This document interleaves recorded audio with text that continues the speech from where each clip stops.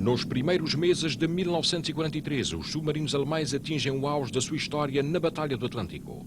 Em operações de flotilha, caem como alcateias de lobos sobre os comboios aliados. Só nesse ano de 43, Dönitz envia 100 submarinos para o Atlântico, 4 vezes mais do que no ano anterior. As baixas provocadas ascendem então a 20%, uma taxa insustentável para os comboios aliados.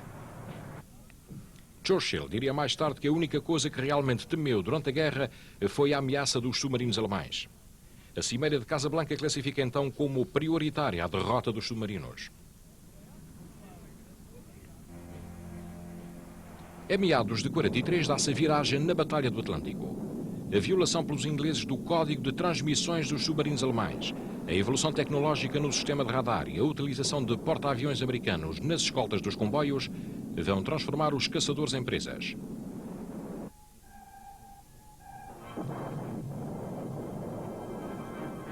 Só nos meses de julho e agosto, os alemães perdem 54 submarinos, 40% do seu efetivo no Atlântico Central.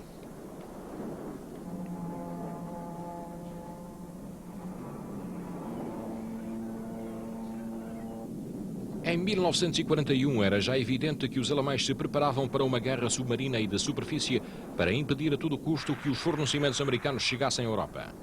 O plano estratégico de Dönitz era espalhar submarinos de uma ponta à outra do Atlântico e pôr termo a essa linha de abastecimento.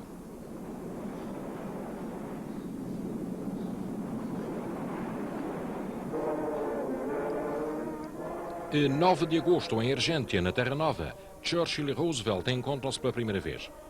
A Inglaterra está à beira do abismo e Churchill tenta a todo custo envolver os americanos no conflito. A América não está ainda preparada para uma guerra declarada, no entanto, continuará a apoiar ativamente a Inglaterra.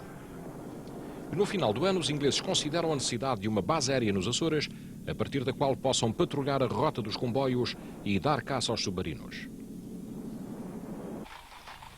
O pedido nesse sentido ao governo português é recebido com reserva. Salazar receia retaliações por parte da Alemanha. No entanto, aceita a constituição de uma comissão para o efeito. Da comissão farão parte Craveiro Lopes e Humberto Delgado. Será Humberto Delgado que vai desempenhar o papel mais importante na preparação das facilidades a conceder aos ingleses. Durante 1942, Delgado desloca-se várias vezes entre Lisboa, os Açores e Londres no maior sigilo.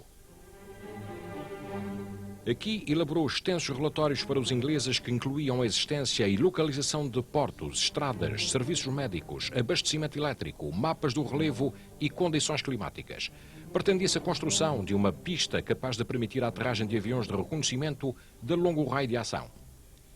Foi escolhida a Ilha Terceira, por já possuir um pequeno aeródromo nas Lajes e um razoável porto em Angra. Na verdade, desde junho de 1941 já ali se encontrava uma esquadrilha de 9 aviões Gladiators. No campo de Santana, em São Miguel, há outros 9 que completam a defesa aérea das ilhas. O então tenente Machado de Barros comandava a esquadrilha destinada às Lajes. Em 1 de outubro de 1943, uma força britânica conjunta embarca em Liverpool no navio transporte Franconia. São 3.000 soldados dos 3 ramos das Forças Armadas às ordens do general de divisão aérea Geoffrey Bromett. No alto mar, os 8 navios, entre os quais um porta-aviões, tomam a direção dos Açores. A operação tem o nome de código de Alacrity. As chamadas facilidades aos ingleses haviam sido finalmente autorizadas a 17 de agosto por Salazar, ao abrigo do acordo militar anglo-português. Diplomaticamente, o acordo invocava o ancestral Tratado de Paz, Amizade e Aliança de 1373 entre a Inglaterra e Portugal. No dia 8 de outubro, os 8 navios ingleses lançam ferros ao largo de Angra do Heroísmo. Um número indeterminado de lanchas de desembarque inicia imediatamente o transbordo para a terra de homens e equipamentos, um espetáculo inédito que os angrenses não esperavam nem tão cedo esquecerão.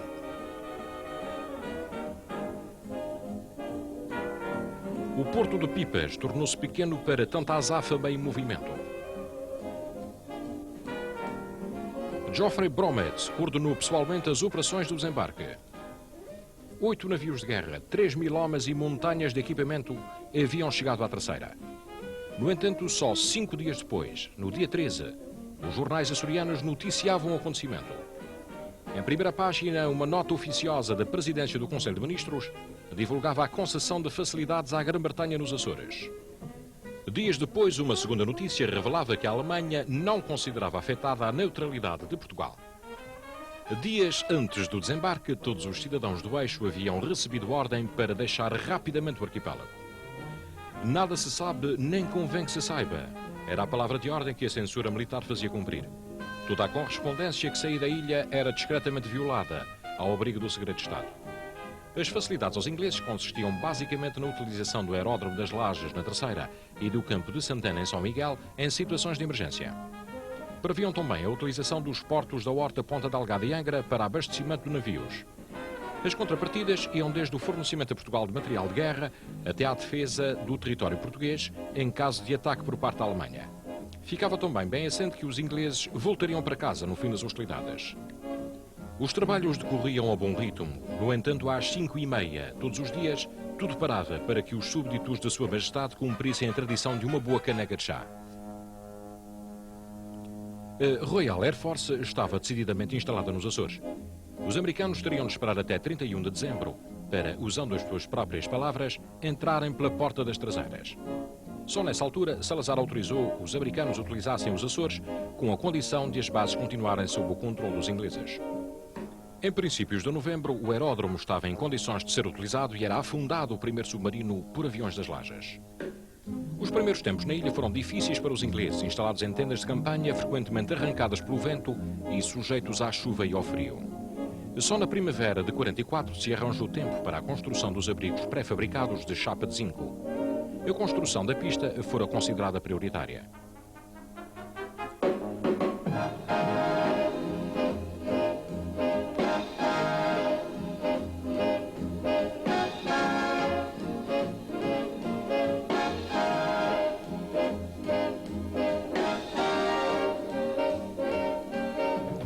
A presença de equipamento nunca visto na Terceira proporcionava contrastes flagrantes com o estilo de vida a que a população estava habituada.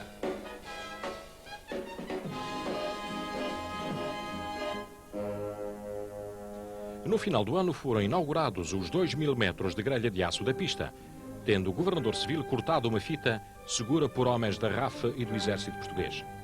A exibição de uma fortaleza voadora encerrou a cerimónia.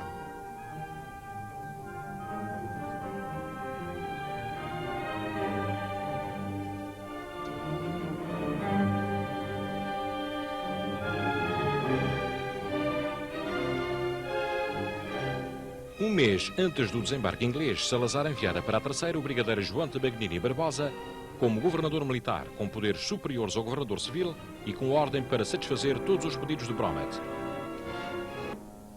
A recepção em casa do Dr. Flores assumiu na prática o apreço da comunidade terceirense pela presença das forças inglesas na ilha. Havia perfeitamente a consciência de que só os ingleses poderiam garantir a continuidade de Portugal nos Açores ao abrigo do acordo militar, face à vulnerabilidade do território continental em caso de ocupação alemã. Ciosos do seu portuguesismo, com provas dadas no passado, os angrenses acumularam tamanhinha e Bromet de atenções e simpatia, a que não faltou uma tourada na Praça de São João em honra dos forasteiros.